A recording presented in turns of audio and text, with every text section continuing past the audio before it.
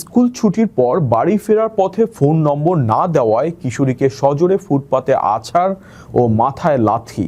New ইয়র্কের east হার্লেমে এক 14 বছর বয়সী কিশোরের এই বর্বরোচিত হামলার ভিডিও এখন সামাজিক যোগাযোগ মাধ্যমে ভাইরাল।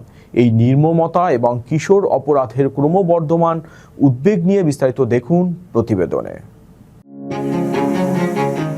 রাস্তায় আটকে ফোন নম্বর চেয়েছিল এক কিশোর, কিন্তু সেই প্রস্তাবে সাড়া না দেওয়ায় 15 বছর বয়সী এক স্কুল ছাত্রীর ওপর নেমে এলো অমানবিক নির্যাতন।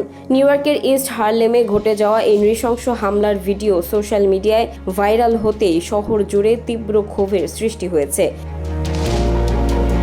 পুলিশ জানায়, গত সোমবার স্কুল ছুটির পর 107 নম্বর স্ট্রিট ও 3rd অ্যাভিনিউয়ের মোড়ে 14 বছর বয়সী এক কিশোর ওই ছাত্রীর পথ রোধ করে দাঁড়ায়।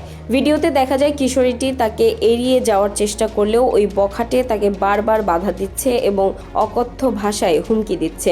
এক পর্যায়ে কিশোরীটি সেখান থেকে চলে যেতে চাইলে ওই কিশোর পেছন থেকে তাকে পাজা কোলা করে তুলে সজোরে পাকা রাস্তায় আছড়ে ফেলে। কিশোরীটি যখন রাস্তায় পড়ে যন্ত্রণায় কাতরাচ্ছিল, তখন ওই পাষণ্ড কিশোর তার মাথায় সজোরে লাথি মেরে সেখান থেকে হেঁটে চলে যায়। এই ঘটনায় কিশোরীটি মাথায় গুরুতর চোট পেয়েছে এবং বর্তমানে সে হাসপাতালে চিকিৎসাধীন। পুলিশ অভিযুক্ত কিশোরকে দ্রুত গ্রেফতার করে তার বিরুদ্ধে শারীরিক নির্যাতনের মামলা করেছে।